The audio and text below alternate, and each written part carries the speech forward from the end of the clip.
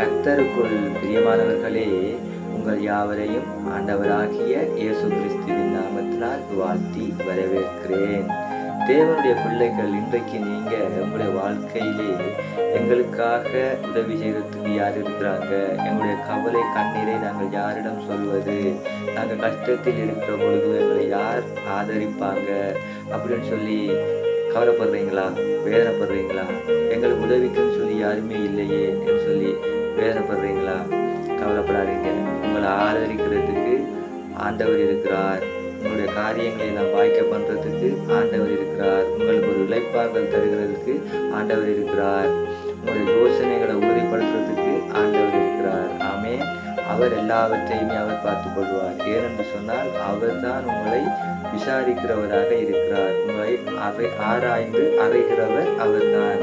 அப்ப நாங்கள் வேதத்திலே பார்க்கிற பொழுது சங்கீத புஸ்தகம் 55வது அதிகாரம் 22வது வசனத்திலே தாவீது ராஜா சொல்கிறார். சங்கீதக்காரர் தாவீது ராஜா சொல்கிறார், கர்த்தர் மேல் உன் பாரத்தை வைத்துவிடு, அவர் உன்னை ஆதரிப்பார், நீதிமானை ஒருபோதும் தள்ளாட விட்டார். ஆமென். அப்ப எங்களுடைய பாரங்களை எல்லாம் நாங்க கர்த்தரிடத்தில் சொல்லிடணும்.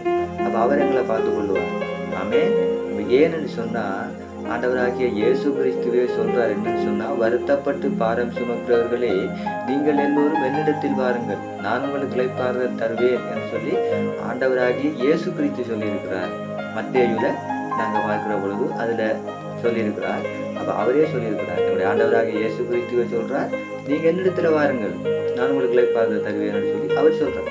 அப்ப நாங்க வருத்தப்பட்டு பாரம் சுமந்து கொண்டிருக்கிறோம். எங்களுடைய வேதனை வலிகளை எல்லாம் நாங்கள் சுமந்து கொண்டிருக்கிறோம். எவ்வளவு துக்கங்கள், துயரங்கள், கண்ணீரை எல்லாம் சுமந்து கொண்டிருக்கிறோம். அப்ப நாங்க ஆண்டவருடைய பாதத்திலே நாங்கள் போகிற பொழுது அவர் எங்களை ஆதரிக்கிறவராக இருக்கிறார். எங்களுக்கு இளைப்பாறுதல் தருகிறவராக இருக்கிறார். அப்ப நாங்க ஆண்டவர் இருக்கும்போது நாங்க என் மனுஷரிடம் போய் உதவி கேட்க வேண்டும்? அவர் தான் எங்களை விசாரிக்கிறவராக இருக்கிறாரே, எங்களுக்கு ஆறுதல் தருகிறவராக இருக்கிறாரே, எங்களை அரவணைக்கிறவராக இருக்கிறாரே.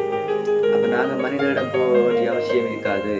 ஏனென்று சொன்னால் எங்களுக்காக அவர் பாரம் சுமந்து விட்டார். ஏற்கனவே அவர் பாரம் சுமந்து விட்டார். அந்த சிலுவை, அந்த பாரமான சிலுவையை சுமந்தார். அதனாலே எங்களுடைய பாரங்களை எல்லாம் அவர் சுமந்து விட்டார். எங்களுடைய பாவங்களை எல்லாம் அவர் சுமந்து விட்டார். எங்களுடைய அக்கிரமங்களை எல்லாம் அவர் சுமந்து விட்டார். அப்ப நாங்க எந்த நேரத்திலே எங்களுக்கு ஒரு உதவி இல்லை, ஒரு துணை இல்லை என்று சொல்லி நாங்கள் கண்கலங்குகிற பொழுது, அதை ஆண்டவரிடம் நாங்கள் சொல்லுகிற பொழுது அவர் எங்களை ஆதரிக்கிறார். ஆமென். கர்த்தர் நல்லவர், அவர் கிருபை என்றும் உள்ளது. ஆமென். கர்த்தர் உங்களை ஆசீர்வதிப்பார்.